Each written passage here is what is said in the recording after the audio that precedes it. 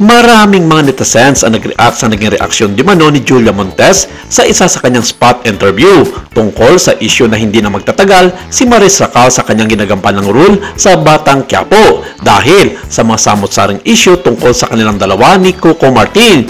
Hindi ito pinalagpas ng mga masusing mata ng mga netizens, lalong-lalo na nang pinag-usapan din ito ng ilang mga kilalang showbiz insiders sa kanilang mga vlog sa YouTube at maging ng ilang mga showbiz article na makikita sa mga pangunahing media.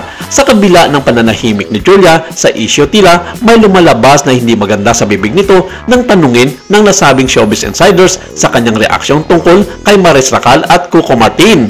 At kung matatandaan, nagsimula ang mga pagdududa ng mga netizens na nagbigay daan para maging protective si Julia sa kanyang partner na si Coco Martin sa simulat sa pool pa lang ng pagtatrabaho ni Maris Racal sa Batang Quiapo. Dahilan ito para mapansin ng ilang mga tagaloob ang presensya ni Julia na laging kasama ang asawang si Coco Martin sa kahit sa ang mga taping at shootings ng nasabing big time teleserye ng ABS-CBN sa talakayan ng nasabing kilalang talent manager at vlogger. Sa kanyang vlog, hindi lang daw pala si Maris ang babaeng pinagsisilusan ni Julia sa buong buhay na umere ang PJs ang probinsyano, kundi ang isa rin sa mga leading lady nito ni Coco Martin noon na isa rin sikat na kapamilya actress. Hindi man daw direktang nagsalita pero ramdam na ramdam ang aktres na si Julia Montes made headlines patapos ang kanyang candid na interview kay DJ Chacha kung saan tinanong siya tungkol sa kung naranasan na ba niyang magpigil ng emosyon sa isang babaeng manoy na dadawit sa kanyang longtime partner na si Coco Martin.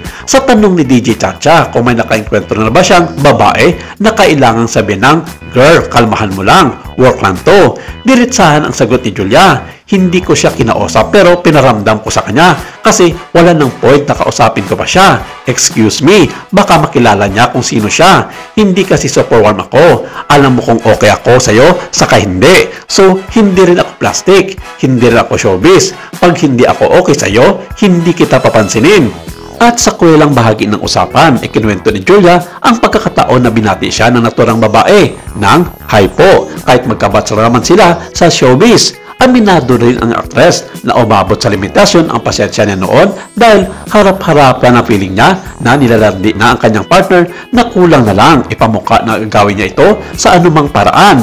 At nang tanungin ni DJ Chacha kung naging dahilan ba ito ng gusot sa relasyon nila ni Coco Martin, mabilis at pabirong sagot ni Julia, "Sorry girl." Agad na nag-viral online ang candid interview at umani ng samot-saring mga reaksyon mula sa mga netizens. Marami ang humanga sa pagiging klase at isang totoong Julia Montes, tahimik pero hindi nagpapaapi. Ayon sa mga fans, Julia is the definition of tahimik pero palaban. Hindi kailangan ng confrontation para iparamdam kung sino ang tunay na reyna.